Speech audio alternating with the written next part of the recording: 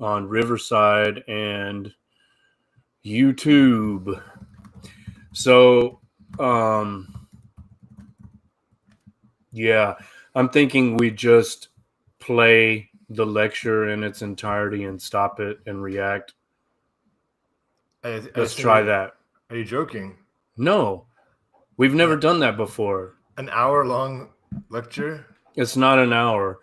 It's basically 45 minutes. Yeah, that's pretty long. Yeah, but we're going to stop it. Yeah, so that means it's going to be at least double that, if not more. That's okay. Well, you got to leave at what time? 12:30? I would like to leave in an hour and 44 minutes. Yeah, no problem. All right, man. We ready? Sure. Okay. What is this? Season 4, episode 5? Sounds about right. Let me actually, I had some notes. Let me make sure I get those open. Minimal notes, but yeah. Mm-hmm. I'm going to tell you before we start actually recording, this is not my topic I'm not super into this topic.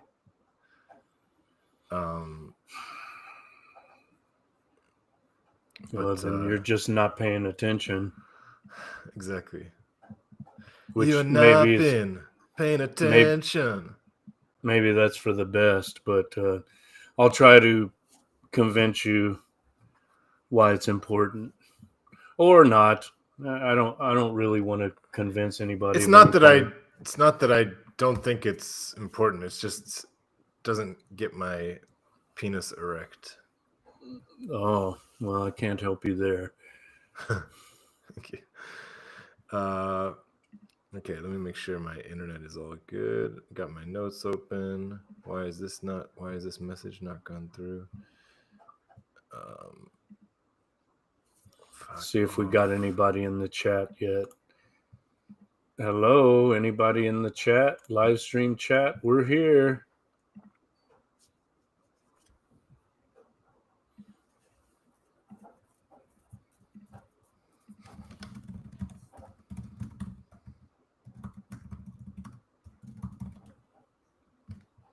This is fascinating viewing for the live stream audience. Assuming anyone's out there. Letting me send messages. Test. On your computer. Yeah. Rather than your phone. I don't even have WhatsApp on my computer. Liliana, did you do something with my WhatsApp? Don't blame her for your negligence. What? Did you do something with my WhatsApp? No. I don't know why I can't send messages on my WhatsApp web right now. It's like just doing this thing. Because that's unnatural. It's supposed to be through the phone. Or maybe Zuckerberg flagged you.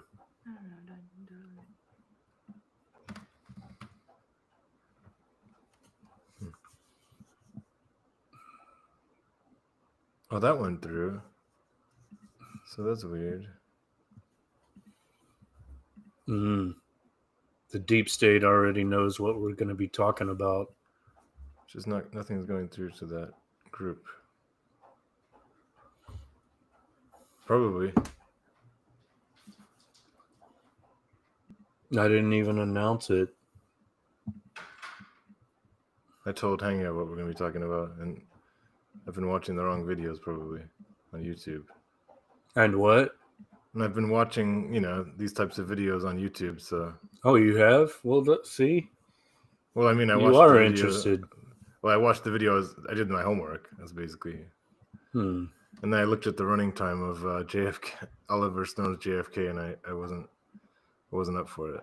Oh, you haven't seen that? Oh, my goodness. All right, let's start, huh? Hold on 2 seconds. Let me just send this and let's see if it goes through. Yeah, it's just messages are not going through to groups, I guess. Yeah, that's really weird. So I can send messages, but I can't send messages to groups. It's all part of the scheme of atomization. Keep you isolated. Okay. From your community. All right. Yeah, I can start. 5, 4, 3.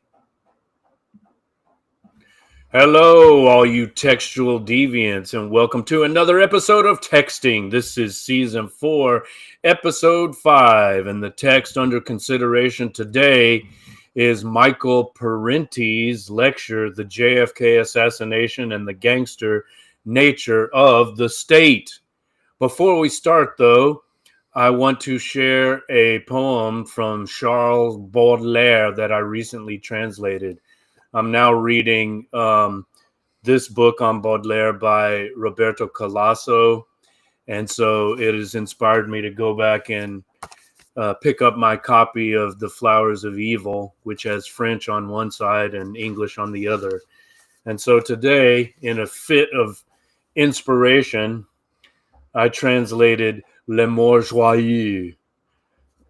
Let me read from my translation.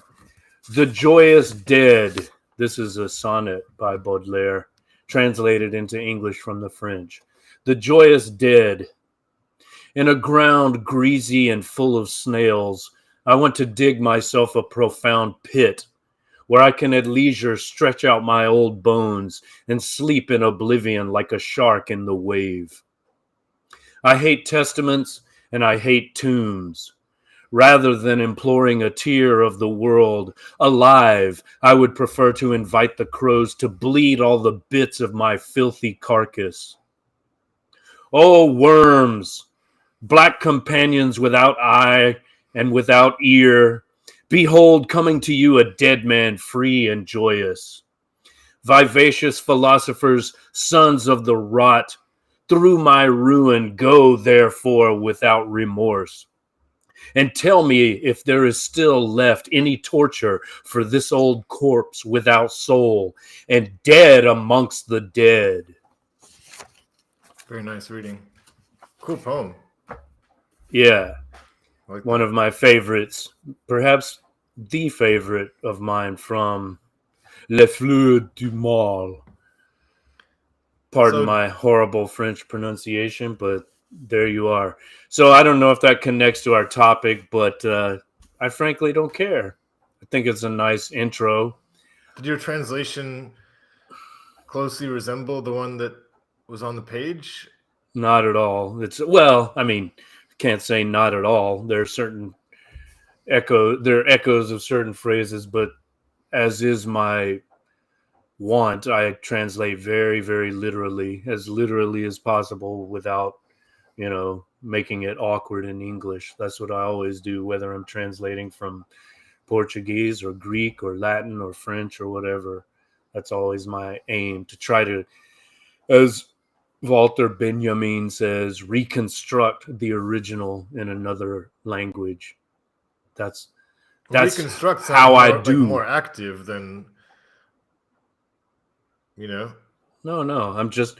It's like you've got the broken vase or vase of the original, right? And then you just piece it together in another language. You're reconstructing it, not just as like an archaeologist would do. So it's like literary archaeology. You're just piecing together the original to try to let the original shine through in the target language, the language of the translator. And your point being that some translators would prefer to be more active and like most of the translations in this book are like metered, and they rhyme. I don't, and of course the original it's a sonnet that rhymes, and it's in heptameters. I don't try to reproduce that in English, right? I just focus on the so basically you give diction more power than rhyme. Oh, absolutely. Yeah. I never try to reproduce the metrical patterns of the original, because I don't think those translate well. Maybe you could do like a blank verse translation, but no, I did this with my translation of Fernando Pessoa's message. I mean, same thing. That was originally written in rhymed verse, metered verse, and my translation makes no effort to reproduce that. Yeah, I focus on the diction and the syntax. I try to reproduce even the syntax as closely as possible. But again, if English requires a change to the word order or whatever, I'll make that concession. All right, this is more time than I wanted to spend on that. It was just supposed to be like a little intro to get us into the topic. No real connection, but whatever. So we're going to do something centered around death, and we are discussing well. There you go. So. Yeah. So there you go. You found a connection. We're going to do something different this time. We're going to. Are we going to introduce ourselves or no? Oh yeah, I'm Mark Will in Taipei. And I'm Umbrella Man in St. Petersburg. There you go. Now that that's out of the way, we've got kind of a time crunch, so we'll just jump into it after wasting 11 plus minutes on that intro. So we're going to try something different. We're going to actually play the lecture and react to it. Let's see how that goes. Let's see. Share screen. And there we are. Full screen. Here we go. I've been looking at history, and I've been impressed and depressed by the fact that history is really a chronicle of immense atrocities. What we have in history is the fact that when surplus value develops, when there's more than a subsistence economy, you have some portion of the population that will do everything it can to enslave and to expropriate the labor of the rest of the people, whether it's a slave society, as in ancient Greece and Rome, or feudal society where people were reduced to serfs, or in a capitalist society where people are driven to the edge of insecurity and that's not good. What's happening there? Made to work faster and harder. And one of the things that's used in that arrangement is a very conscious instrument of control that's very necessary. And that instrument is called the state. That is, what they do is set up a state, an organization that has as Max Weber, who wasn't a Marxist, as Max Weber called it, an organization that has a monopoly on the legitimate uses of force and violence, on the use of legitimate force and violence. But that's what we have today. We also have developed in modern times some democratic features, some means of trying to fight back and restrain this arbitrary power. What are we trying to say is that along with government, we also have a thing called the state. And along with governance, along with policies, and along with those things, we have this other instrument, even in a democratic state. And that instrument, whether it's in democratic France or democratic England or democratic Germany or democratic Italy or democratic USA or democratic Canada, and all these countries, all of them have these other instruments and agencies that act like a bunch of gangsters, that act repressively, that use surveillance, that use every dirty trick in the book, unequal enforcement of tax laws, name it. The bringing in of drugs into whole neighborhoods and communities, trumped up murder charges, assassination. And that you have in the middle of these democracies, you have the state within the state known as the national security state. And that state is capable of the most unspeakable crimes that you can think of. And those crimes are perpetrated against their own people. They're perpetrated against people all around the world. Not long ago, I got a letter from a woman who's been a community organizer in Chicago. And she said with grief in her heart, she said, I remember the 60s. I remember the tremendous democratic organization and leadership that was developing in the Latino and African-American communities. And I remember those leaders, and every single one of them today is either dead, shot by the police, or in Marion prison on trumped-up charges. All right. That's part of the intro there. Any comments so far? I like the. I mean, I think it starts out kind of like a, I don't know, a standard anti-capitalist speech. I mean, I know he's not just condemning capitalism, but it's not, doesn't feel that revelatory.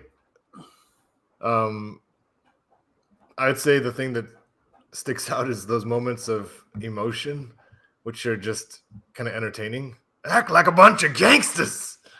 So I like how there's this tone shift from like what you expect to kind of just be a standard lecture that is like fairly dispassionate, and then suddenly you get those moments of real heat. Well, as we learn later, he's not Chomsky, right? Yeah. He's not. He is a professor, but he's not professorial in the Chomskyan sense of dispassionate analysis. I mean, he's more like an Old Testament prophet thundering against the abuses of the gangster state, which I like. And by the It's way, fantastic how he delivers that line for sure. yeah. Well, by the way, we're talking about Michael Parenti, author of this book I mentioned before, The Assassination of Julius Caesar, A People's History of Ancient Rome, and many other works. Michael Parenti is the author of over 250 articles and 17 books, including The Terrorism Trap, History is Mystery, Democracy for the Few, 7th edition, and Against Empire. His writings have been translated into numerous languages. He lectures widely throughout North America and abroad. For more information, see www.michaelparenti.org. And of course, well, I don't know if it's of course, but he is the father of the journalist Christian Parenti. You may have seen him on Jimmy Dore or I don't know, somewhere. But it's a multi-generational family of muckrakers and activists and journalists and, you know, dissidents. And as I've intimated, there is some conflict, or there, you know, historically, he's been in conflict with Hanya, or Hana sounds like a New Yorker. Yeah, I think he is from Brooklyn or Queens, if I'm not mistaken. Yeah. But anyway, yeah. By the way, so that chat, I see that chat is on the Riverside text. Yeah. Does that mean that like everything is duplicated both in YouTube and on Riverside? I think so. It's supposed That's to be. cool. Yeah. So, and we should be on Rumble, but I've yet to connect. And also, eventually I'll connect to Odyssey and these other sites, but just haven't been able to, you know, force myself to do that yet. We're being surveilled enough as it is. But yeah, so he did have conflicts not only with Chomsky, but Alexander Cockburn, the deceased former editor of Counterpunch, longtime editor of Counterpunch. Can I ask, is that Alexander Cockburn or is that someone different? Cockburn. It's pronounced Cockburn, but yes, but it's spelled Cockburn. Like, okay. Yeah, like the burn on your cock. I was just confused yesterday. Yeah, it's Cockburn. It's okay. Yeah, I mean, he's the son of Claude Cockburn, you know, the Anglo-Irish communist journalist and diplomat and man about town. Anyway, yeah, also brother to Patrick Cockburn and what's the other brother's name? I mean, they're all journalists. But anyway, yeah, there was this disagreement. So on the one side, you had Chomsky and Cockburn and others saying, oh, conspiracy theory, what a bunch of bullshit. And Parenti's saying, no, you're ignoring a very important part of, you know, structural institutional analysis. So I think stop being so condescending. Unfair to Chomsky there. Well, let's see what he says. Actually, no. Chomsky has been he's quite dismissive of anyone interested in either investigating JFK conspiracies or 9/11 conspiracies, any of that. Well, I know, And but can his- I explain my point really quickly? Sure. Well, it's not. I'm not saying. From what I took from this lecture, it wasn't necessarily that. By the way, if it's true, if it's truly that it's in the way that Parenti represented it, let's assume, okay, like because that's all I know, then I still would sympathize with Parenti.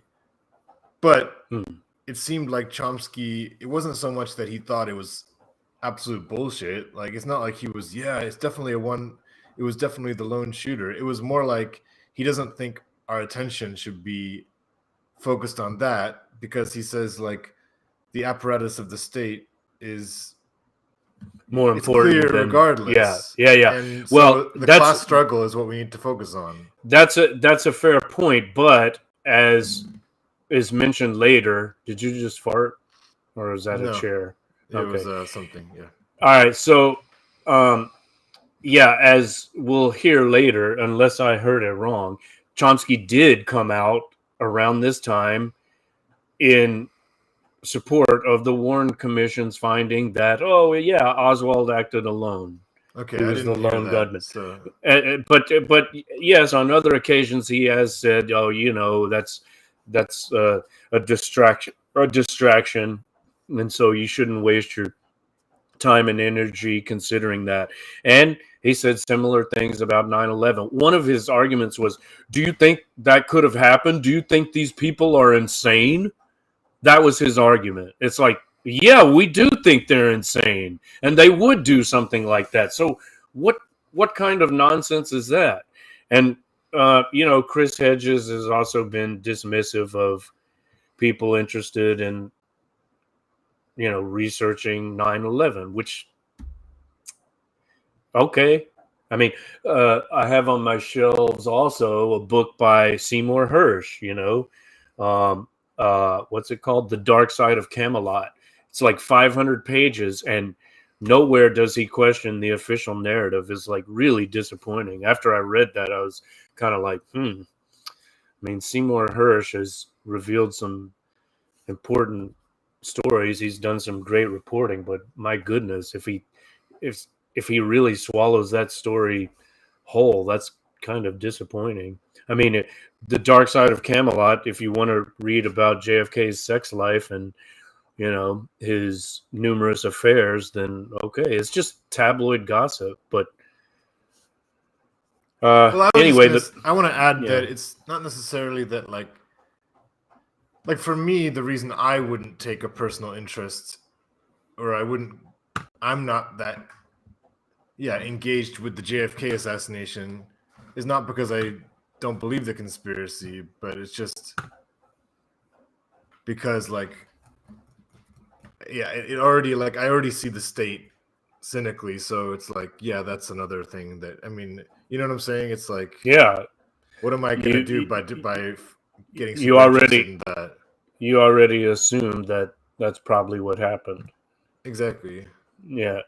All right. Well, let's carry on. But at the same time, I get why someone would be interested. What's that? I was just gonna say, but I get like why someone would really want to prove that convincingly or prove it to themselves. I mean, I'm not judging. Moralization that took place, the shattering of those organizations.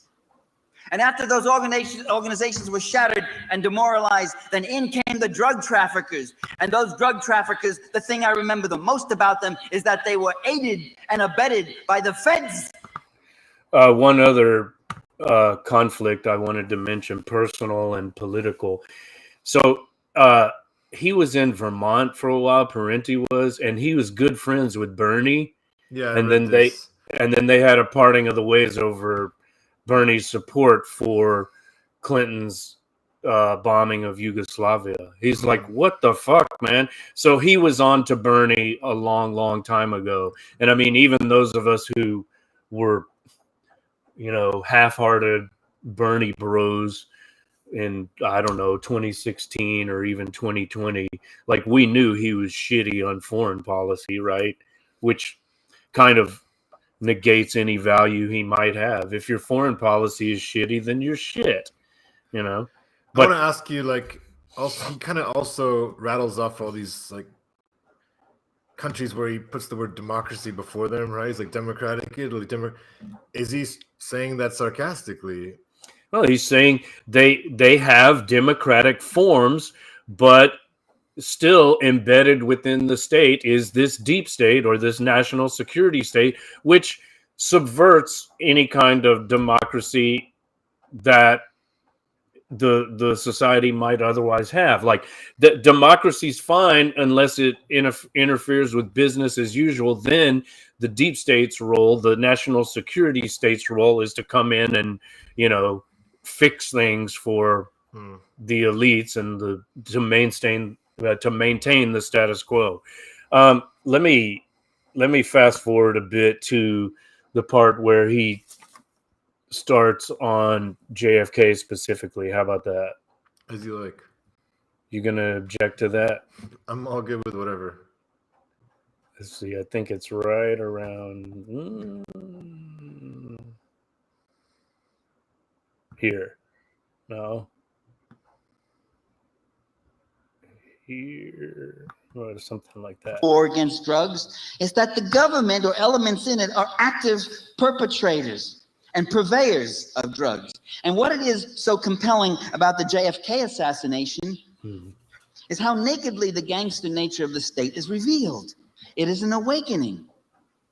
And to know the truth about the JFK assassination is to create a delegitimating force that calls into question the entire state system and the entire social order it represents. And this is why for 30 years, the mainstream press has suppressed or dismissed out of hand the findings about JFK's death. The findings of independent investigators like Peter Dale Scott, Harold Weisberg, Carl Oglesby, Mark Lane, Anthony Summers, Philip Melanson, Jim Garrison, Cyril Wecht, and dozens of others. They're called assassination buffs. They're not buffs. Even that word is a limiting and marginalizing and diminishing term. A buff is a kind of a hobby pursuer, you see.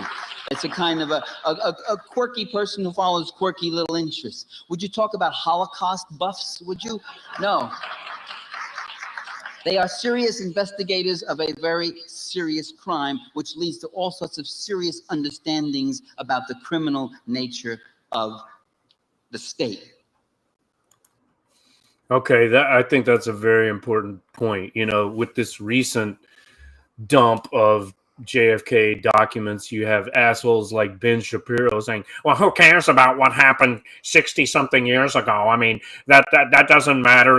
That's about as important as who killed William McKinley. I mean, it might be interesting, but it doesn't really have anything to do with anything going on today.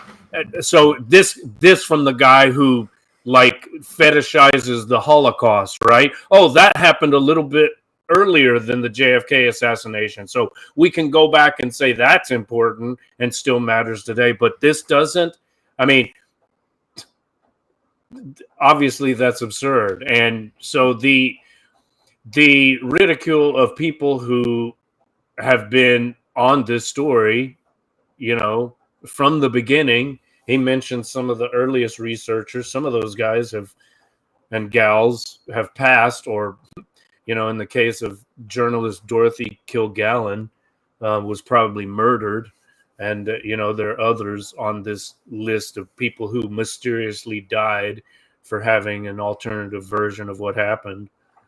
You know, that's unacceptable. That's disgusting. These people are heroes. They're like true journalists. They're true investigators of really important stories. And so, you know, I understand not wanting to go down that rabbit hole in your case, but at the same time, as you say, you don't dismiss those people as lunatics or, you know, fools. Of course. Yeah. All right. So, yeah. Oh, another thing I wanted to mention. This is from 1993. This is when he gave the talk, and this is like 2 years after Oliver Stone's JFK. He'll mention that in a bit. But I remember in 1993, it was my first year of grad school. I had graduated from, undergrad that previous spring. And then I started grad school in the fall. And I remember on Frontline, Frontline on PBS, that fake news show, they did like a 3-hour, this is how I got into it. This is my origin story, people. Every episode must have an origin story. But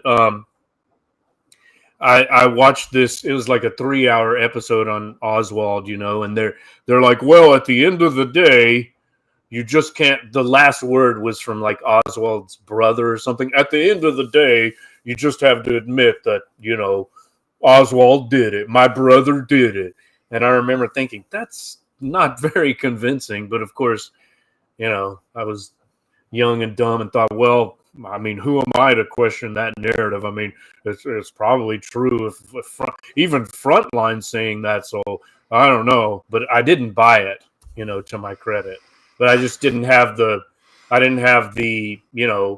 resources to like support my opinion. Just like, before that, I was skeptical of the first invasion of Iraq under, Pappy Bush. I'm like, this sounds like a bunch of shit.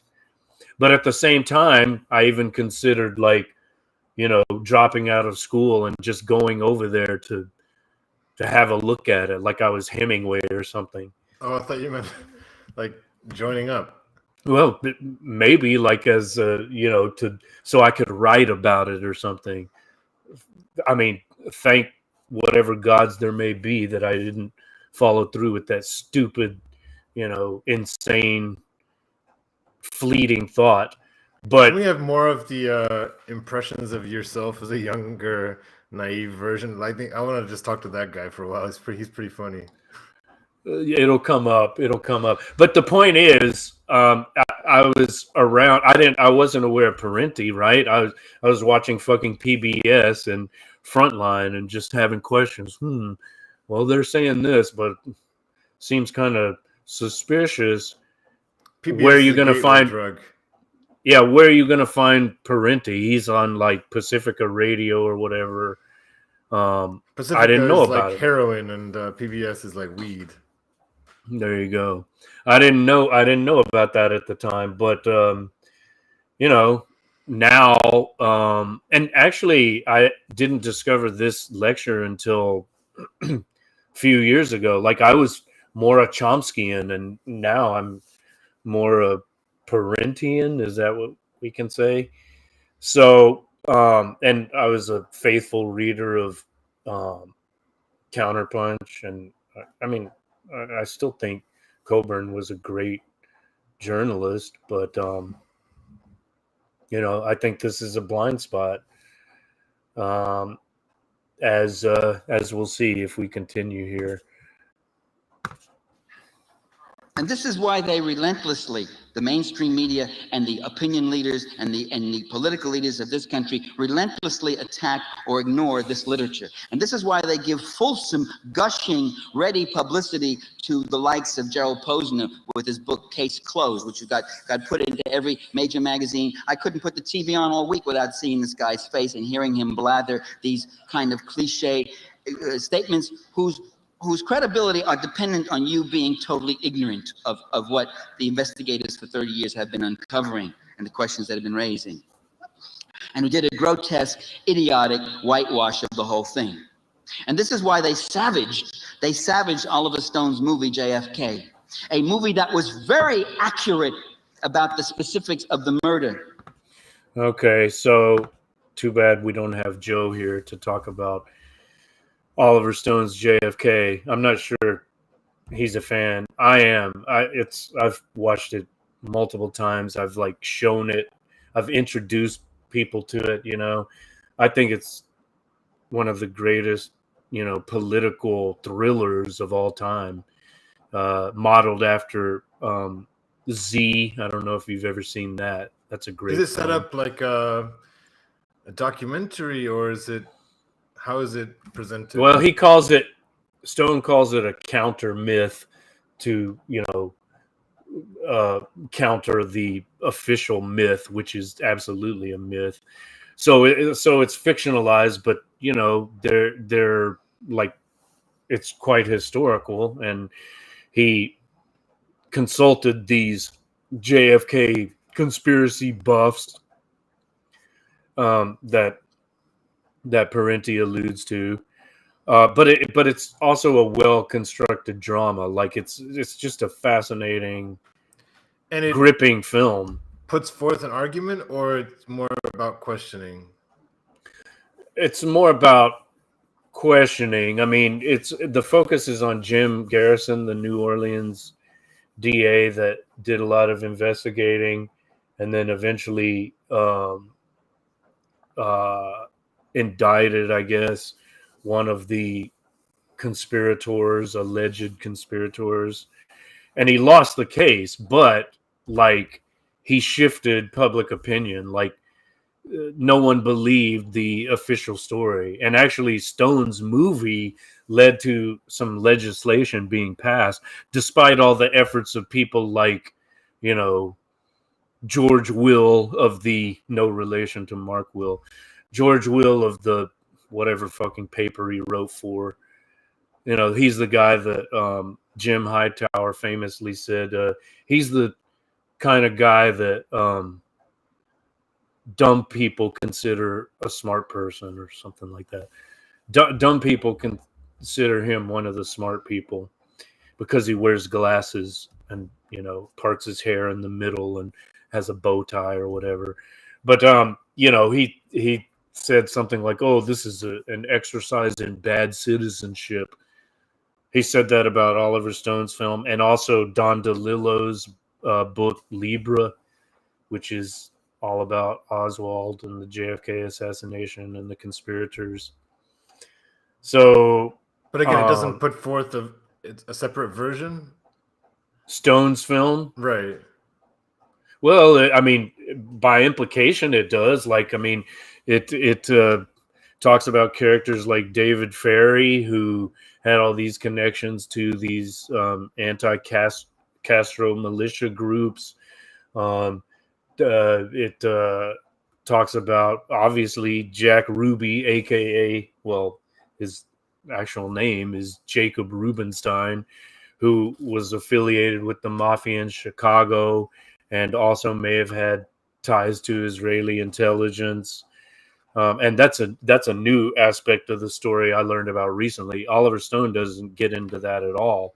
I mean, it's such a glaring omission that people like Sam Husseini have said it was kind of a limited hangout to like distract people from Israel's possible role in this. That's something, again, as I say, that's something I learned about recently. But JFK was in conflict with the Ben Gurion because of their secret nuclear program. He's like, you cannot do this. We're coming to inspect. And then Ben Gurion resigns, and a new prime minister takes over, and they say, you can't come visit now because it's a transitional phase. So could you just give us a couple more months? And then he was dead before he could visit. And he and his brother were also insisting that AIPAC, or the forerunner of AIPAC, register as a foreign agent, before they became the power that they are now, owning basically every member of Congress and clearly the president too. Not just AIPAC, but there are other lobbying groups and just random billionaire donors like Miriam Adelson, right? So definitely they had a motive. And now with this new dump of information, we find out that James Jesus Angleton of the CIA was he had the Oswald file on his desk 1 week before the assassination. So Oswald was definitely a CIA asset or informant or something, and had been for years. And the number 2 guy at the CIA was well aware of that. And the interesting thing is, he was very close to Israeli intelligence. So much so that to this day, I learned this recently, there's a statue of this motherfucker in Jerusalem. There's a statue of James Jesus Angleton of the CIA in Jerusalem. How does that happen? You know? Pretty crazy. So again, but with regards to the actual like gunman, what does the movie say? Oh, that Oswald's a patsy. Like he pulled the trigger? basically no, he didn't. He couldn't have even been where they said he was. Do they have a he couldn't have even playing the gunman? I mean, do they have someone? Well, the implication is that the guys on the grassy knoll shot him. There were these guys dressed as bums that mysteriously were walking away, and people saw gun smoke from the grassy knoll. But the character of Oswald is played by Gary Oldman, so he's actually in it. But it shows him like not being able to. It goes through a whole. I think it's during the trial scene. It like shows how he couldn't possibly have gotten up to this. I think it's the 6th floor window of the Texas Book Depository. It wouldn't have been possible because someone saw him on the 3rd floor or whatever at a certain time, and the time he was supposedly up there wouldn't have given him time to run up the stairs and pull the trigger and then run down the stairs and end up at the movie theater where they apprehended him. Isn't the idea also that like bullets went through different parts of his head, like from different directions? Yes, the magic bullet, you know. So that's ridiculed in the movie too. You know, it's like, oh, that's some bullet. And actually Parenti gets into that as well. Let's let him continue. A movie that reached millions of people, that broke through that thing that they were keeping down. The only movie in the history of Hollywood, and I wrote a book called Make Believe Media, which is about TV and film, so I think I know something about films. At least I did spend the better part of a year reading a lot of literature. It's the only movie that I know of that was attacked 6 months before it was ever released. In the Washington Post and in the New York Times and in Time. I think I remember that. It would have been around the same time that Martin Scorsese's Last Temptation of Christ was also attacked in the media at the local mall. It's good. Bowie's in it as Bowie is Pontius Pilate. Willem Dafoe is a good Jesus. I'd like to see that. Yeah, it's worth seeing. I mean, oh, and what's his name is Judas, Harvey Keitel. What's the angle in that film? I mean, it's based on Kazantzaki's novel, which I haven't read, but it's basically that Judas is the truest of the disciples, but he thinks Jesus betrayed his message. Actually, I don't remember it well. But the thing is, I do remember like the controversy surrounding it. And so like at the local mall, this guy had a booth set up, like demanding or like asking people to boycott it. And I just walked by and I got into an argument with the guy. He was like ex-military, but born again, right? And he was telling me, he was just shaking his head with pity, like, Mark, when you die, you're going to be all dressed up with nowhere to go. You know, because I didn't accept his version of Jesus as my personal Lord and Savior. And you know, I wanted to see the movie, so obviously I was going to be sympathetic to Jesus, this film? Yeah, I would say so. So ultimately, like, Jesus is like in Jesus Christ Superstar, that it was a controversial portrayal, but Jesus is still basically heroic in that movie. So is it similar in Last Temptation of Christ? It's like I think so, but now that you mention it, I don't even remember what the last temptation was. Like, was he tempted by Mary Magdalene, the devil? Yeah, was it sexual with Mary, and is that why Judas was upset. I don't even remember. It's all confused in my mind because I'm now working on a translation of the Gospel of Mark, as I think I mentioned.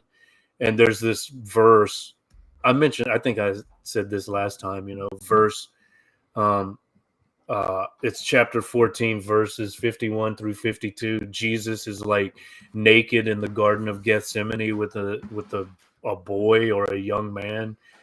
I mean, Jesus is not naked, but the boy is naked, and it's like, what?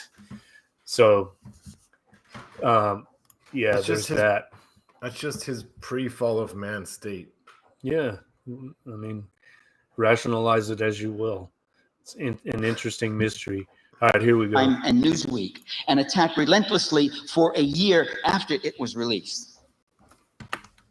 And this is also why in this past week they kept up the relentless propaganda campaign with the 30th anniversary of the Kennedy assassination to show that Oswald was the lone assassin.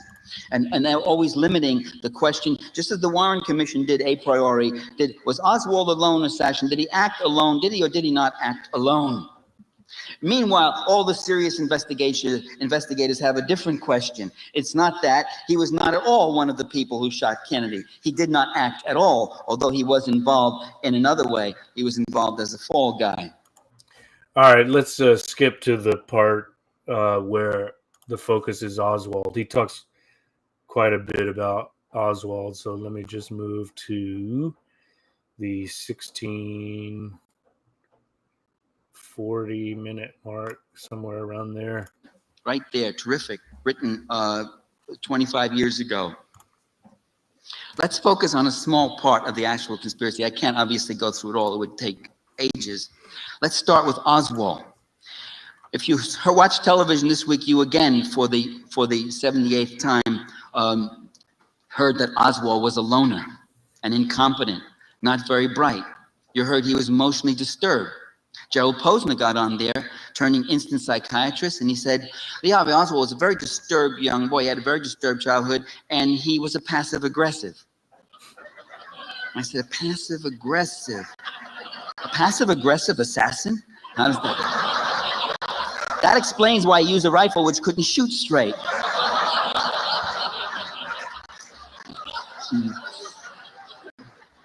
He also was a leftist.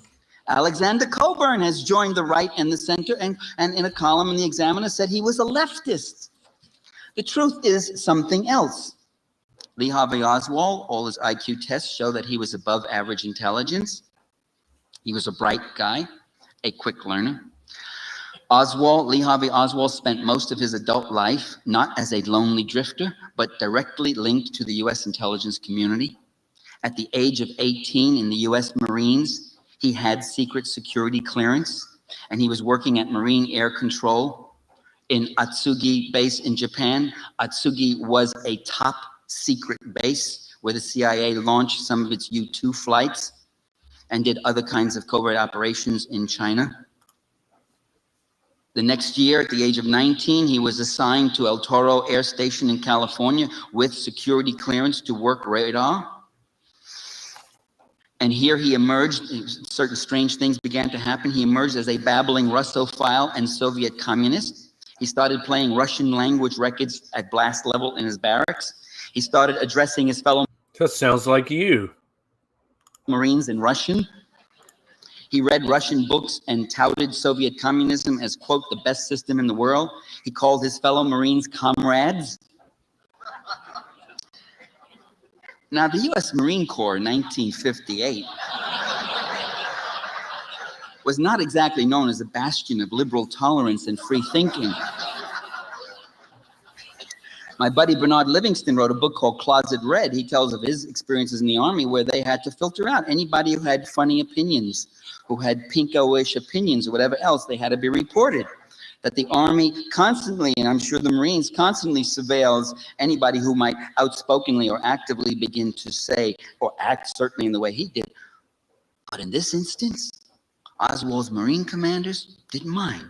He kept his security clearance. He kept all the radar records. He could see what was going in and out and knew all about the things that were happening there.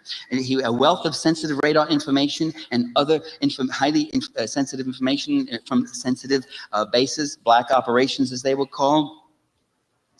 Well, if Oswald was a Soviet spy or a Cuban spy, as some people now claim, he certainly had a novel way of building a cover. Other odd things began happening. In February, it's almost like a George Carlin bit, you know, it's almost like stand-up he's doing as he lectures. Or someone like Mort Saul, who actually, his routine, he would just read excerpts from the Warren Report as comedy, you know. So there's an element of that. I think he's quite an engaging speaker. February 1959, Lee Harvey Oswald failed the Marine Corps proficiency test in Russian. 6 months later, he was practically fluent in Russian. Only in 1974, a document that was dislodged from the Warren Commission that had been secreted, thanks to Howard Weisberg's legal efforts, got the document out. It was shown that Oswald had attended the U.S. Army Monterey School of Languages. Now, Monterey is not open to anyone who just happens to have a hobby, a language hobby. You go only for serious training, and you are sent by the government, and it must be related to government work in a language picked by the government, which is related to specific assignments. So Oswald learned Russian at the U.S. Monterey School of Languages. Another odd thing, Oswald was given an early discharge from the Marines because his mother had injured her foot. That's called a dependency discharge. Your parent needs you. A jar had fallen on her toe. And he put in the request and he got it within a week. His fellow Marines were astonished at the velocity of the release. It also so happened that the jar fell on her foot a year before the discharge. But she was happy, it wasn't healing right, you know. This was only one of a number of very strangely favorable treatments that the U.S. government began to give Lee Harvey Oswald. He then defected to the USSR. But how? Philip Melanson raises the question. To get to Russia in those days, it would have cost $1,500. Lee Harvey Oswald's bank account showed a deposit of only $203. After he arrived in London and was there, he left London and went to Helsinki on October 11, on a day when there were no available commercial flights that would have allowed him to make it in one day. He had some kind of private transportation to get to Helsinki. In Russia, he announced that he was renouncing his U.S. citizenship and that he had lots of secrets that he was going to give to the Soviets. He even went into the U.S. embassy and announced that and made sure they all knew it. The Soviets didn't bite. They let him stay, but they at no time thought he could be an agent of any use to them. They kept him under constant surveillance. He worked in a factory. He showed no particular interest in guns, but he belonged to the factory's gun club. He used to join in the rabbit shoots, and he could never hit the rabbit. Always someone had to come behind him and shoot the rabbit while he was firing. Otherwise, they would have been there all day. It was a joke. He was a miserable marksman, as he had been in the U.S. Marines. He had been flagged again and again he missed the whole target a number of times. You get the flag. So Lee Harvey Oswald's show couldn't hit the side of a barn. Now, if Lee Harvey Oswald was really a defector and not a U.S. spy, then U.S. intelligence could well have taken the view that his was one of the most damaging defections in history. Now, what's done in all defections, especially definitely those connected with government and military, is that there's a damage assessment. No damage assessment was ever made on Oswald's defection. This did come out in the Warren Commission and the House Select Committee. Why there was no damage assessment? Guess it was just overlooked. We don't know. After 2.5 years, he applies to return to the U.S. This is after renouncing his citizenship, announcing he was going to give away secrets. And instead of being grabbed when he comes out and tried as a traitor, the U.S. accepts him back.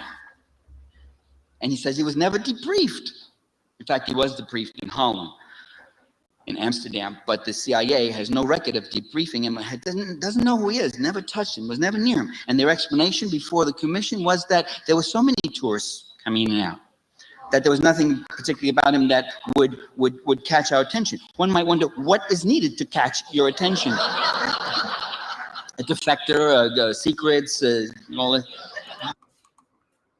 Any comment on this background info about Oswald that, of course, no one ever talks about?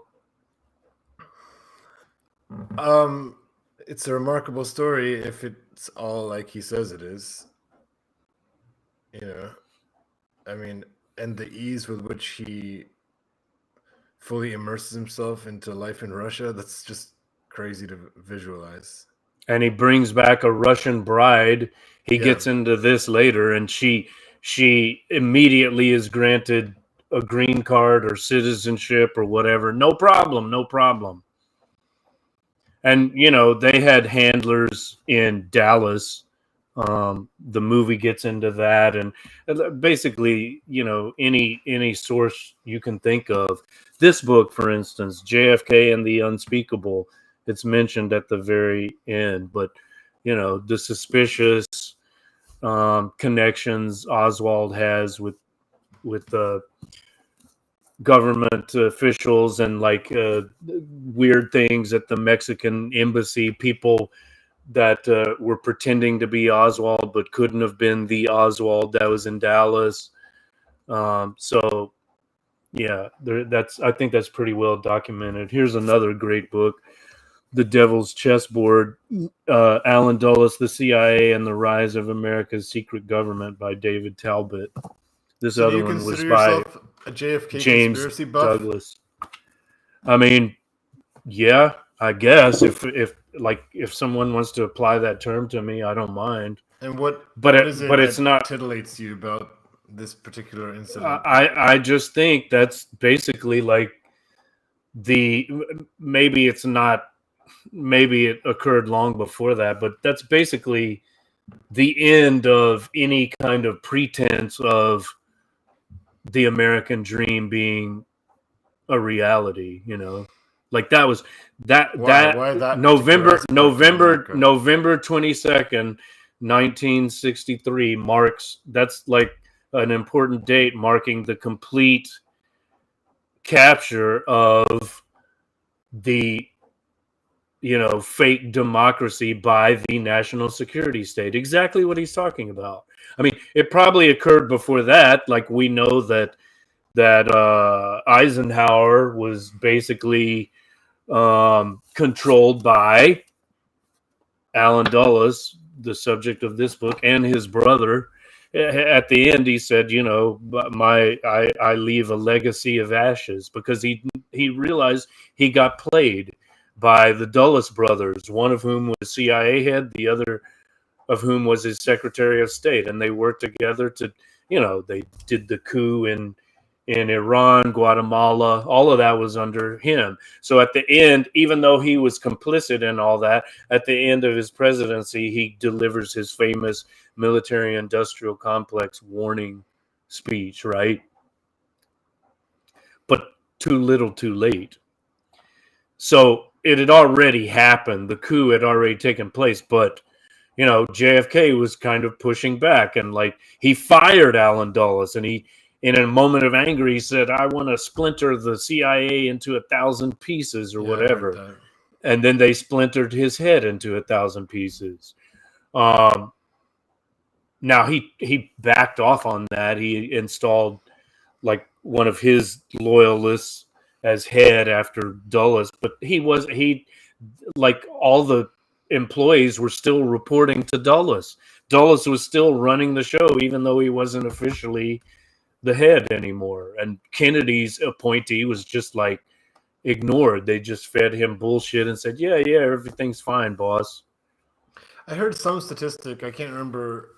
I didn't prepare much for today, but I watched a recent Breaking Points interview with the JFK historian Jefferson Morley. Right.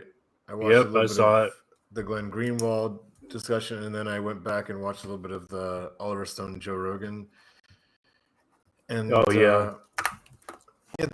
I heard somewhere that they released the actual number of CIA agents abroad, and it was like 40. It's like it's classified, but it's something like 40 to 45% of all like I don't know like what exactly the 40% is of, but clearly what they were insinuating is like it's a huge amount of CIA agents running around.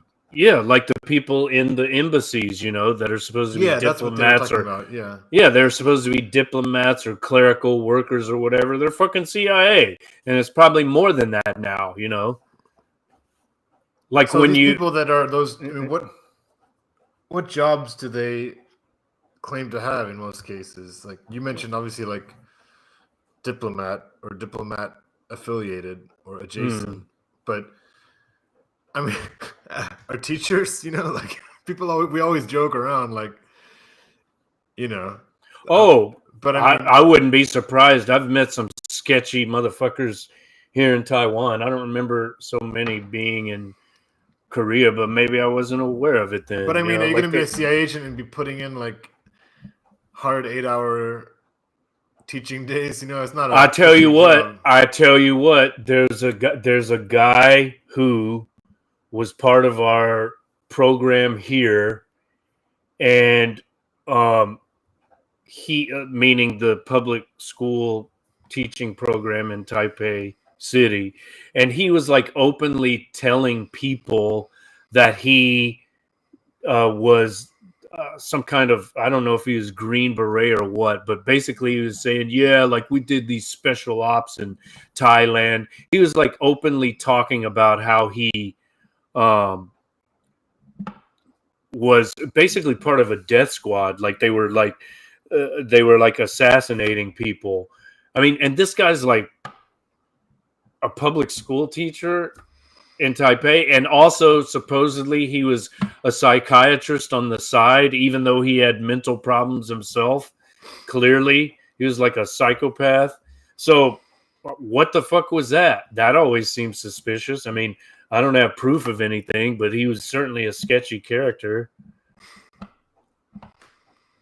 And he's openly saying, I mean, maybe he's just a braggart. I don't know why he would think that would impress anyone, but like he's openly saying that it's like a provocation. It's like he's trying to trick people into confessing something like, oh yeah, really, man? Oh, that's awesome, man. Can you like hook me up with some shit like that? I want to be part of that.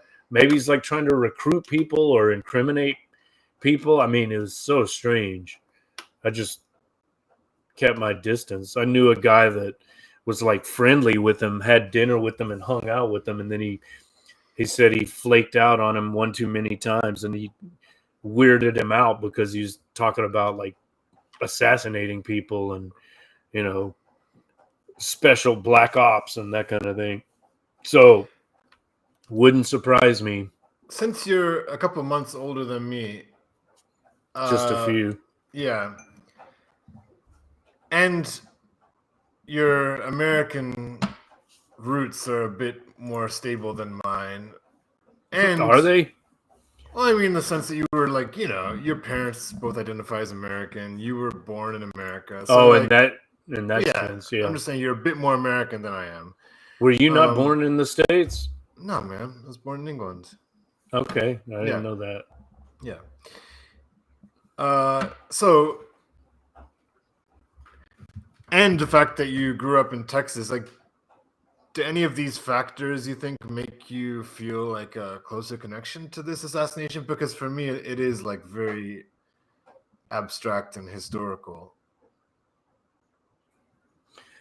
Well, maybe. I mean, I have been to Dallas. I went in 2013, which was the 50th anniversary, just to check it out. And like I walked the parade route, and I went into the Texas Book Depository. I went to the museum. I went to where Jack Ruby's club was. It's no longer in existence. I went to the courthouse where Ruby shot Oswald, just to get a feel for it. I went and explored the area around the grassy knoll. What about like? But it's just. But as I say, I just think, it marks a turning point. It's like that particular date. It's like all pretense of the bullshit. I mean, it was always bullshit. It was always nonsense from America's the beginning. A slave state, from Exactly. But just, like, it takes something to get you to wake up, right? For me, it was the Iraq War. Okay, that was like the birth of my political consciousness. Before that, I was the first Iraq War. No, the George W. Bush the second. That one. And also 9/11. That always, like, when that happened, I'm like, they didn't do that without some assistance from people on the ground. That's fucking. I never believed that official story. And then they use that as a pretext for war. I'm like, what the fuck is this? I'm supposed to. I mean, I was insulted by it. It's just like, do you think I'm that big of a fucking chump that I'm going to go along with this? Fuck you, motherfuckers. So it's just, to me, it's like an insult. It's outrageous. You're gonna feed me bullshit and tell me it's chocolate cake. It's like, it's insulting. It's outrageous. Okay, I get it. I'm just curious about this assassination, like, as a moment of the American folklore. I just think there's do you ever have conversations with it with your parents? Do you remember how it was introduced by your history teacher? Do you remember any of that? That's interesting. I didn't get interested until much later, and I remember that trip to Dallas. I was talking to my dad about how I was going there, and or maybe it was after. And when I came back, I was just telling him stuff. He's like, "Oh, you know a lot about this." I'm like, "Yeah, why don't you? Like, you're the one. You think you know. You think you no. But you think have a responsibility. Yes, he does. He thinks he knows about politics. He thinks he knows about what's what. He's trying to argue with me about the Iraq War. Like, well, we're going over there for democracy.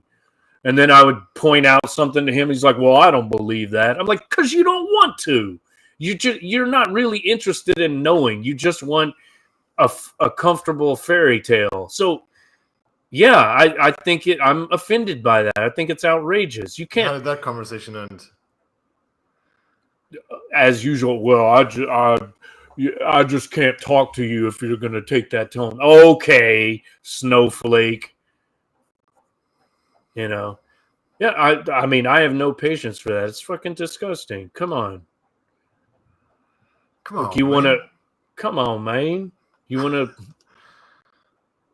to get into that with me? I mean, that's usually how it starts, right? Some stupid nonsense about, well, did you hear what Trump did? He's really taking it to them liberals.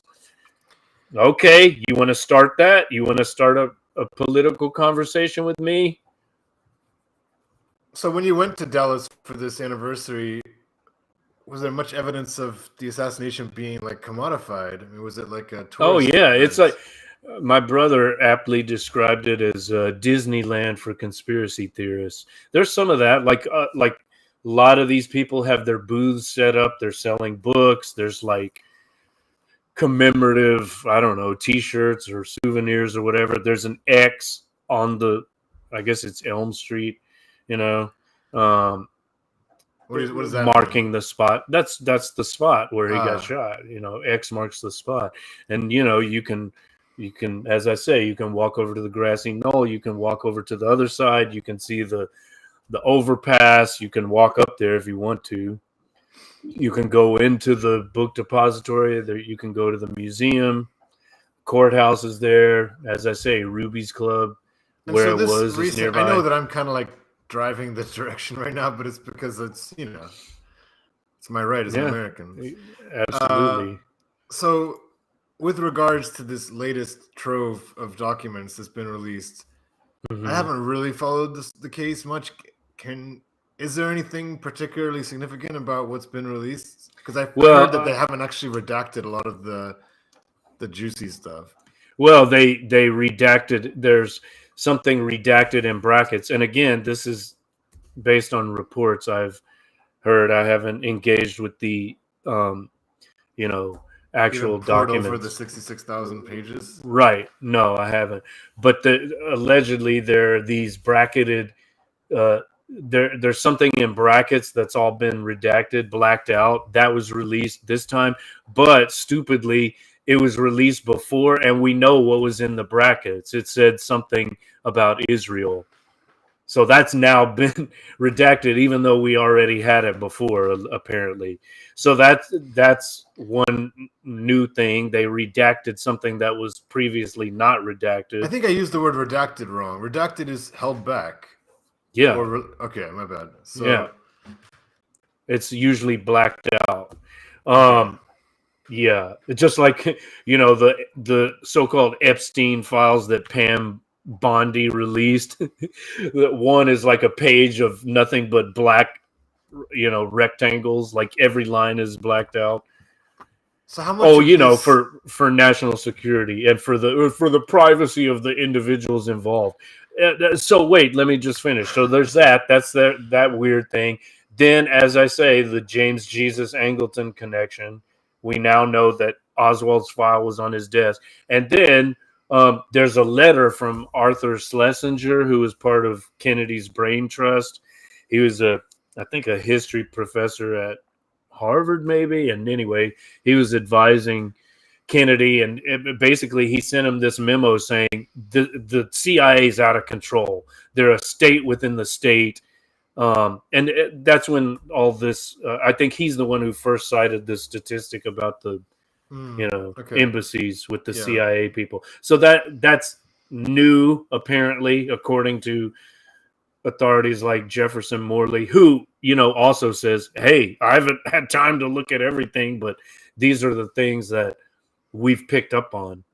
And to what extent do you think this release came about because of RFK, or is that not? He may have had an influence, or maybe Trump is just trying to pacify some people, give them a little bit of nothing. It's not like revelatory. It's not like new. Like we could have guessed that James Jesus Angleton was involved. In fact, if you look in the index here, I'll bet he's mentioned. But because we know he was close to Dulles, and Dulles fingerprints are all over it. Fucking Dulles ends up advising the Warren Committee. It's like the prime suspect takes control of the report, so it's a total cover up.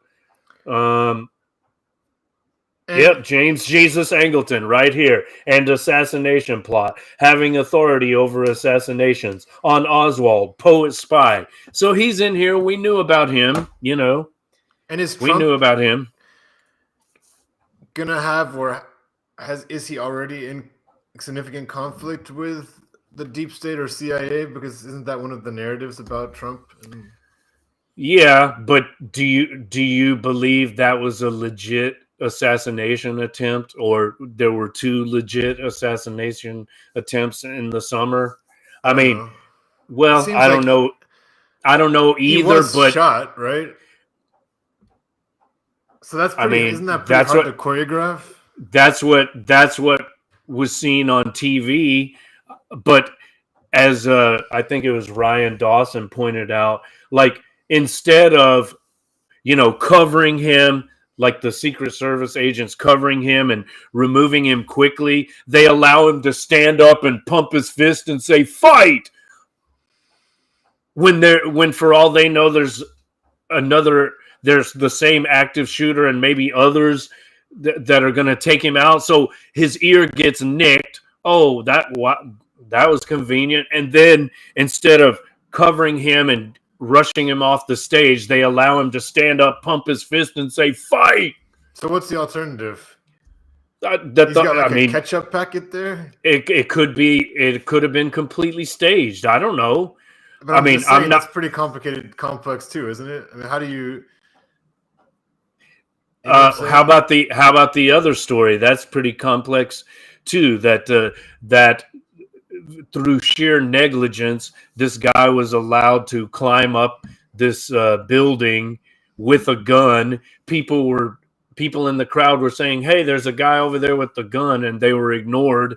He's able to get up there, position himself on a sloping roof, and shoot Well, at that the seems to president. suggest that it was being like endorsed by a powers that Okay. be. Okay, maybe it was. Maybe that's what happened. And Trump is a hero who defied the deep state and It doesn't necessarily make him a hero, but it just does bring out the no, I'm fact that saying there is this tension. and that's another thing. Maybe, as Whitney Webb says, maybe it's just factionalism. Like one part of the CIA did want to take him out, and another part was fine with him because they knew he's going to do all the wars and do Israel's bidding. So I don't know. I don't have an opinion about that, but I do think it's suspicious that instead of ushering him off the stage, he's allowed to stand up, pump his fist, and say, "Fight, fight, fight," and get the perfect campaign photo. His It was bloody pretty ear awesome, with it. though. His bloody ear with his fist. It was epic, Exactly. bro. It was absolutely epic. So almost too good to be true, Well, right? maybe, but I don't know. I'm This not Arsenal saying player scored some pretty glorious free kicks on the I'm not weekend, saying yeah, I'm not saying that it was or wasn't this or that. I don't know. I've not investigated that closely. Okay, my question is, he's openly criticized the FBI, right?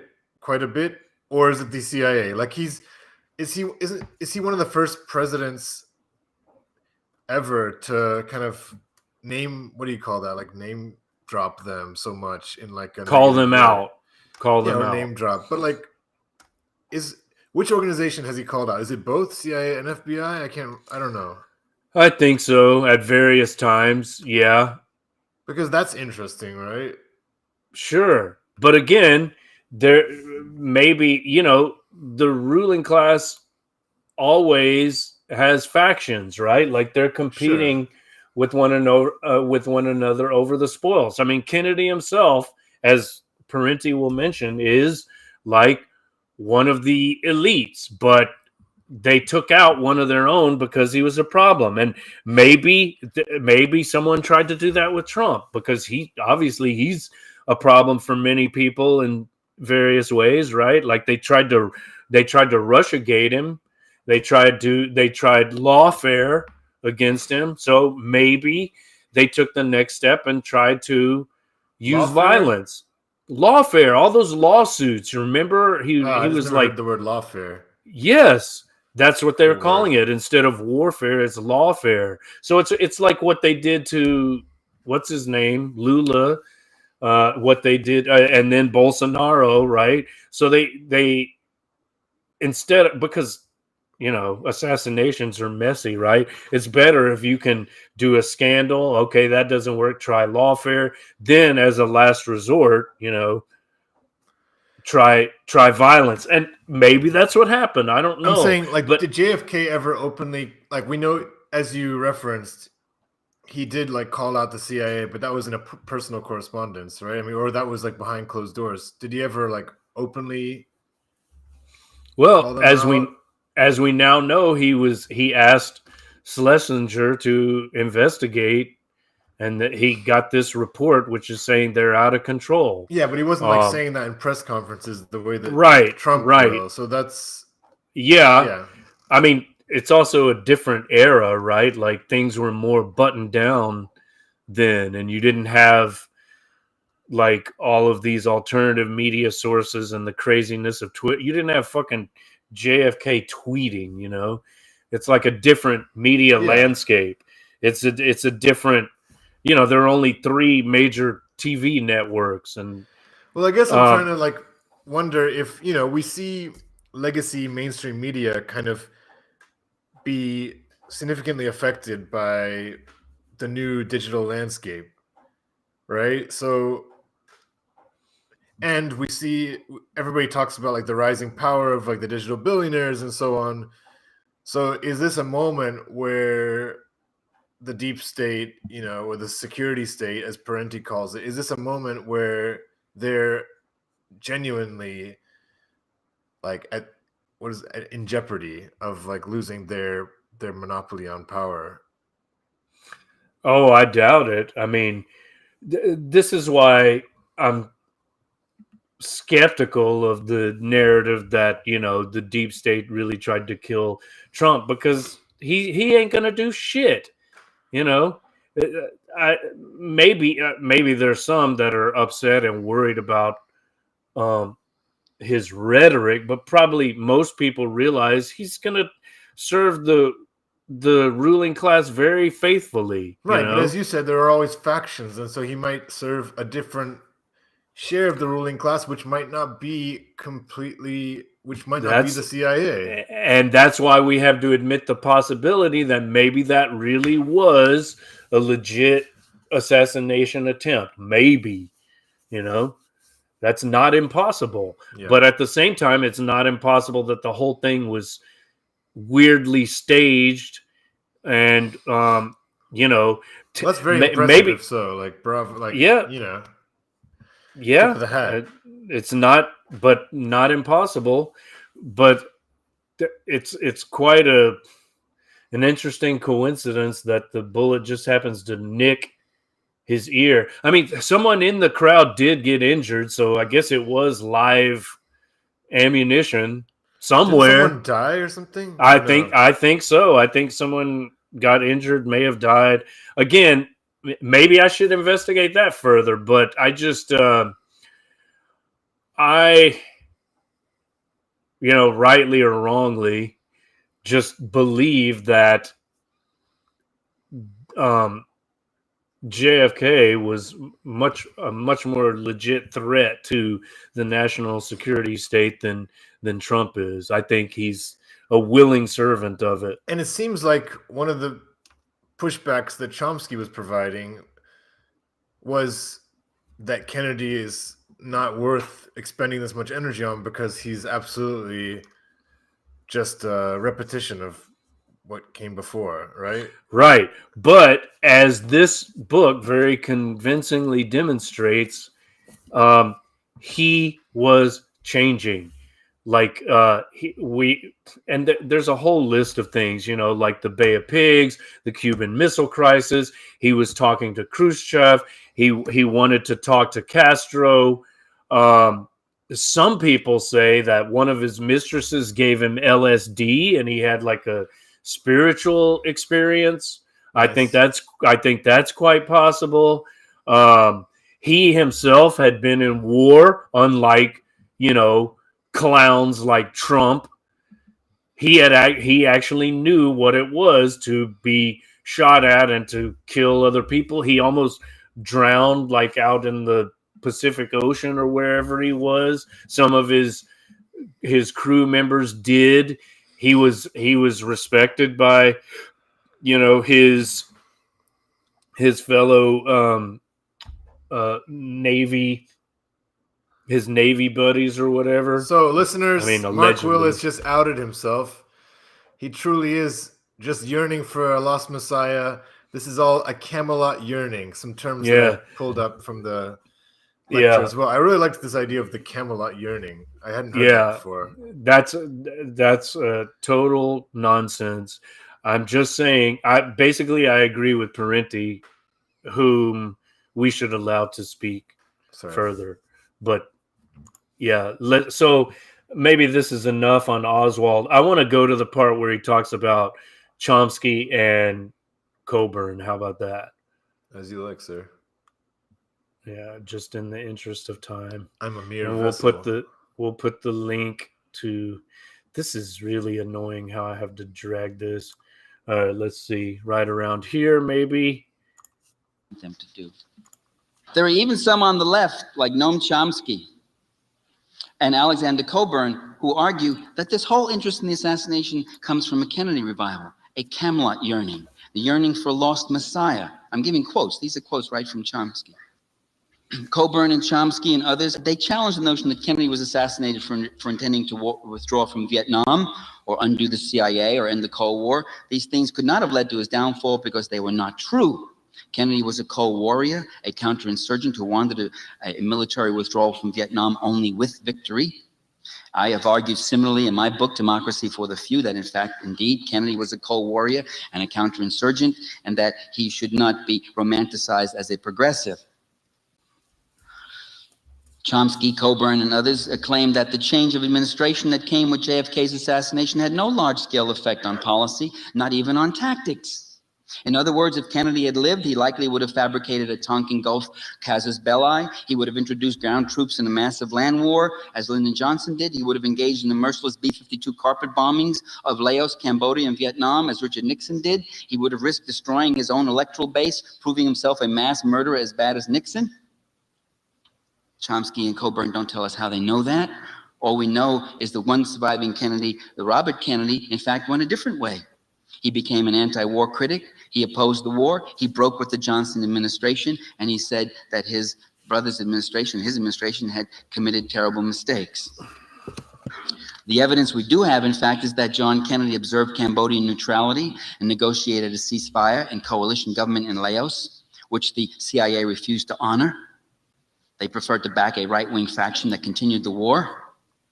Chomsky says much about troop withdrawal. He just wrote a whole book on this, Camelot Revisited and all that.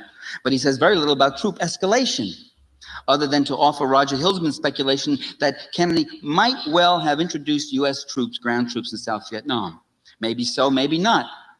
In fact, the same Hilsman noted in the New York Times not long ago, and Chomsky doesn't note it, that in 1963, Kennedy was the only person in his administration who opposed the introduction of U.S. ground troops. He was the only thing preventing an escalation of the war. Forget the question of withdrawal or not withdrawal. He was a barrier in that sense. Whether or not there are certain left analysts who think Kennedy was or wasn't a progressive or liberal and thinks that the CIA had no reason to kill him or other people had no reason to be dissatisfied with him, the fact is, do they see it that way? You know, entrenched interests are notorious for not seeing the world the same way that left analysts do. In 1963, people in right-wing circles, including elements in various intelligence organizations, did not believe that Kennedy could be trusted with the nation's future. Now, some months ago on a San Francisco talk show, I heard a guy come on. It was on KGO, and he said, "I've never said this before. I never said it. It's the first time I'm saying it. But I worked for Army intelligence. And in 1963, I was in Japan, and the accepted word around then was that Kennedy would be killed because he was messing too much with the intelligence community. And when word came of his death, we were, all I could hear were delighted comments like, 'We got the bastard.'" What JFK's enemies saw what they saw was something different from what Chomsky and Coburn have seen. They fixed on Kennedy's refusal to provide air coverage of the Bay of Pigs, his refusal to go in with U.S. forces, his unwillingness to launch another invasion of Cuba, his no invasion guarantee to Khrushchev on Cuba, his atmospheric test ban treaty with Moscow, his American University speech calling for a re-examination of our Cold War attitudes toward the Soviet Union, his unwillingness to send ground forces in a massive form into Vietnam. This list is similar to the one in this book. I mean, many of the same points are made there. Like, these are all the reasons that the national security state had motive to get rid of him. He was a problem. He does seem to kind of contradict himself in the last couple minutes, though, because he initially says, "I have no disagreement with Chomsky's characterization of Kennedy." It seems like, essentially, like, I also don't see him. No, he's saying, yes, he was a cold warrior. Yes, exactly. He was into counterinsurgency. He did send the initial, peacekeeping troops into Vietnam. But over time, he changed, he hesitated, he had doubts about, and he was moving in the direction of peace. So he's not saying like, overnight JFK became Mahatma Gandhi or whatever. Mahatma Gandhi. Or I don't know, pick your favorite peacenik. Jesus Christ. It's not like he became JFK became JC. But he just hold on for a minute or two, because he gives some great examples of elites who are taken out by other elites when they become a problem. Antitrust suit against General Electric, his fight with U.S. Steel over price increases, his challenge to the Federal Reserve Board, his warm reception at labor conventions, his call for racial equality and responsiveness to civil rights leaders, reluctant responsiveness, his talk of moving forward in a new frontier. Erwin Knoll, the progressive, says that he admits he has no idea who killed Kennedy, but this doesn't keep him from asserting that. I don't know this guy, Erwin Knoll. You heard of him? The Oliver Stone film was manipulative and that Stone provided false answers. How do you know that, Erwin, if you have no idea who killed Kennedy? And the remarkable thing about Erwin Knoll and Noam Chomsky and Alexander Cockburn is they don't know a damn thing about the criticisms and investigation that's been made. We've said this again and again. In the rebuttals and the exchange in the Nation, almost every one of them said Alexander Cockburn doesn't know anything about this case. He doesn't know anything about Lee Harvey Oswald, really. He doesn't know just some of the questions I brought up. They don't know it, and they never deny it. They never say anything. They go on with their patronizing comments. Well, Chomsky, patronization and condescension. Cockburn with vitriol and venom. They go on attacking those who supposedly are idealizing Kennedy. Erwin Knoll shows he's flexible, though. He says he allows that the Warren Commission did a hasty, slipshod job of investigation. I disagree. The commission did a brilliant job of investigation. It sat for 51 long sessions over a period of several months, much longer than most major investigations. It compiled 26 volumes of testimony and evidence. It had the investigative resources of the FBI and CIA at its command. Far from being hasty and slipshod, it painstakingly crafted theories that moved toward its foreordained conclusion, that Oswald was the assassin. It framed an argument and moved unfailingly to fulfill that argument. It failed to call witnesses who saw something different from what it wanted to hear, who not only heard, but who saw people on the grassy knoll shooting. It failed to call them. It ignored or reinterpreted what little conflicting testimony that did creep into its proceedings. All this took deliberate effort. It was carefully crafted, painstakingly. A hasty, slipshod investigation would show traces of randomness in its errors. Some would go this way, some would go that way. But the commission's distortions consistently move in the same direction in pursuit of a prefigured hypothesis. The gullible U.S. public that Erwin Knoll talks about. Knoll condemns Oliver Stone for playing on the gullibility of the American people. See, he's not gullible. He's cool. He doesn't fall for this. He's so cool that he didn't even go see the movie, you see. The U.S. public has not bought the official explanation. 78% say they believe there was a conspiracy. And both Chomsky and Cockburn in the Nation, Chomsky in Z Magazine, and again in a letter in exchange with me, both of them dismiss that fact and point out the same identical analog. They point out that, in fact, over 70% of the people also believe in miracles. So what does that prove? And what has that got to do with the question at hand? That people can have a stupid opinion about one thing doesn't mean they're stupid about everything. In fact, Chomsky and Cockburn are themselves evidence of that. Okay, that's an interesting point. There's one thing that we passed over. Actually, in 1976, there was a U.S. House of Representatives Select Committee on Assassinations, and he touches on this. They actually admit, this is crazy. This came out. So the HSCA, this is from Wikipedia, that CIA site. The HSCA completed its investigation in 1978 and issued its final report in 1979, which concluded that Kennedy, quote, was probably assassinated as a result of a conspiracy, unquote. So, like, they admitted it, man. Officially. That Oswald didn't act alone, but people are still talking about that, you know? That, like, that's like not... like people forget that. I'd probably seen that before, but I forgot about it too. Like I think at the museum, even LBJ was speculating, yeah, there was probably a conspiracy. And some people say that, LBJ was at least had knowledge of it. But anyway, I don't know if we need to play more. I just wanted to point out that he mentioned some other important people who, like Kennedy, were part of the ruling elite, but when they stepped out of line, they got whacked. So he mentions, well, he talks about Dreyfus in the Dreyfus affair. He wasn't that was whacked. Nice. Proust He shout was out. he wasn't whacked, right? But people like he was a conservative, militarist, like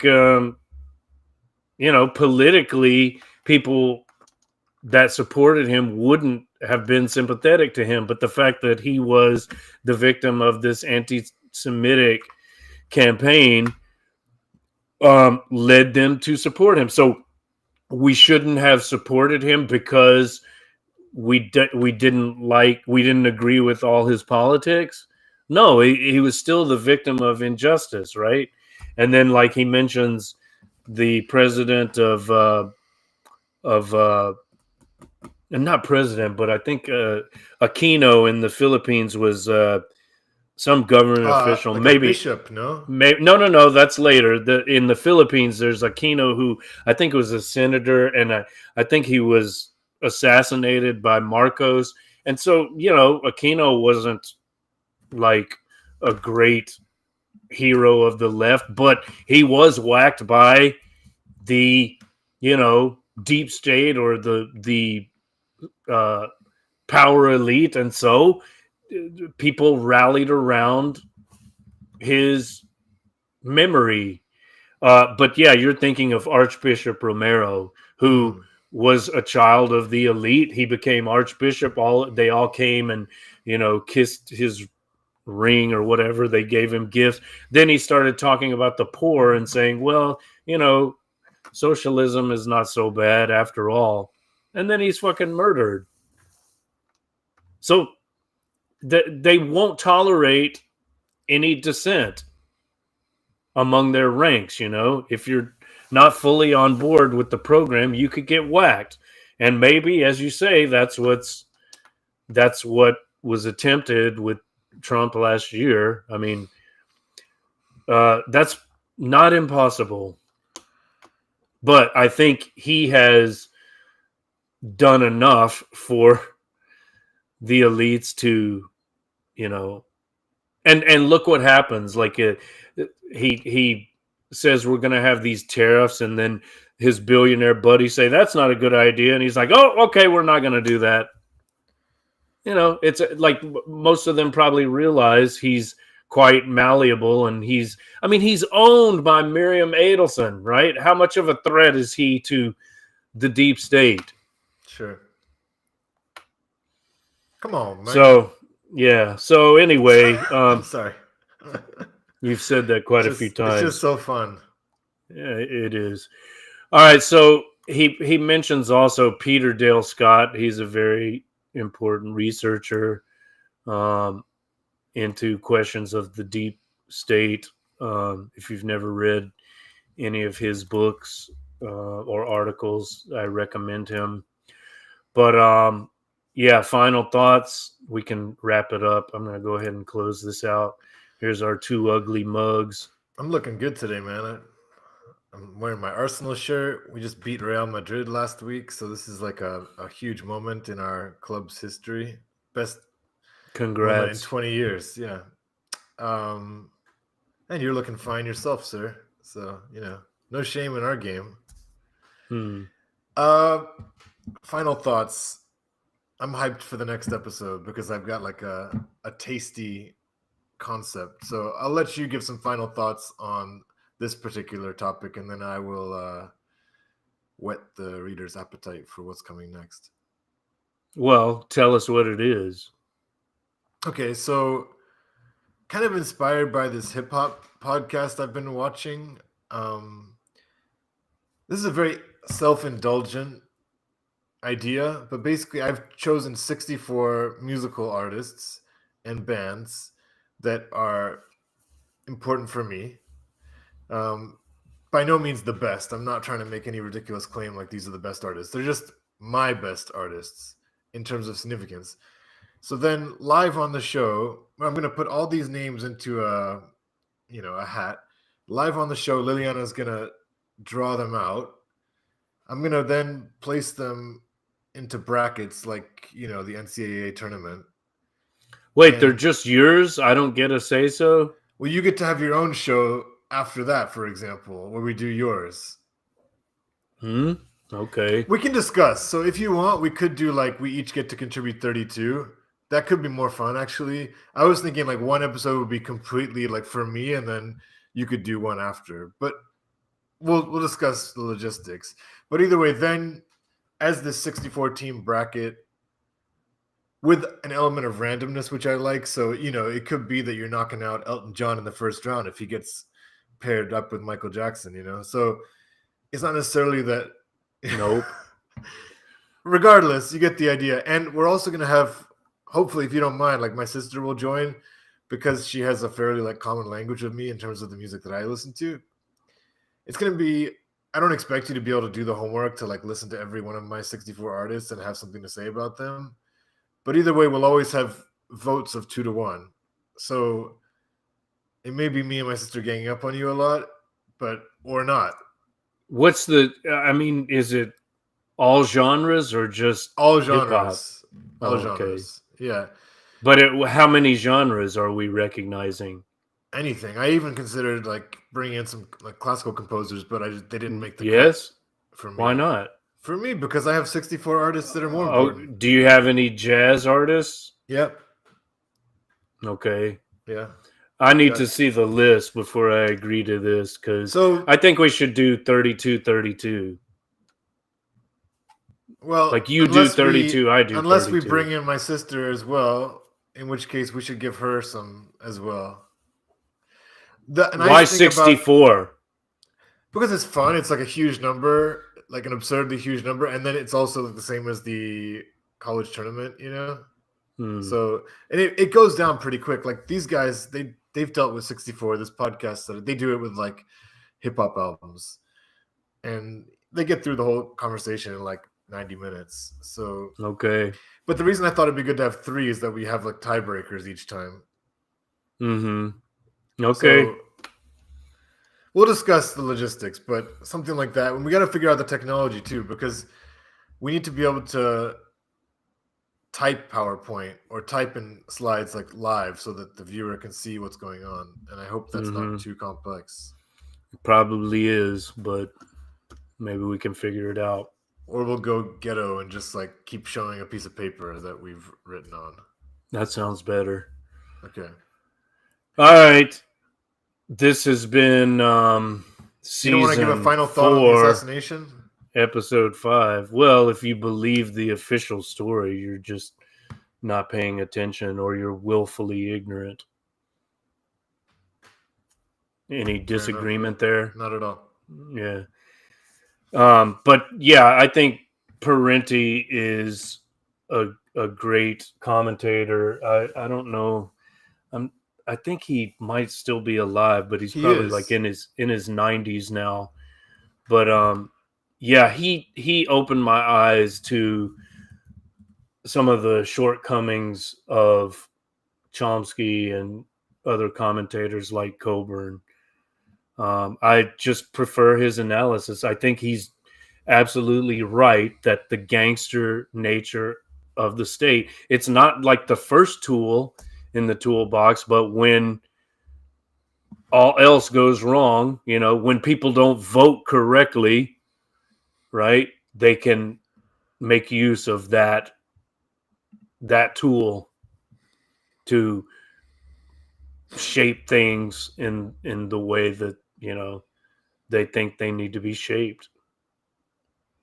All right, it's been season 4, episode 5. Our text was the great Michael Parenti's The JFK Assassination and the Gangster Nature of the State. That was a lecture from 1993 and is still relevant today in 2025, as I hope we have demonstrated.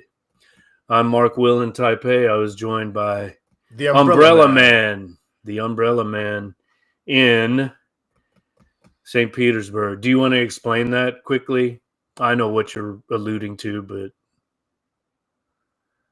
And Hanya says, can't say I'm particularly interested in this event in history, but nice to be introduced to Michael Parenti.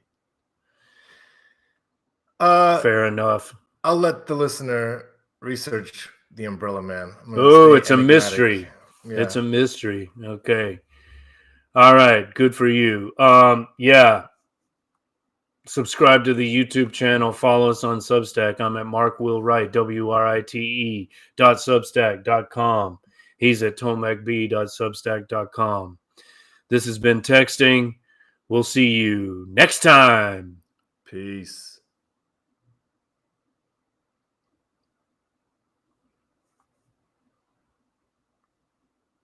Okay, stop. And let it upload for a minute. I've uploaded. Yeah, I'm done. Can I Oh, run? okay. 'Cause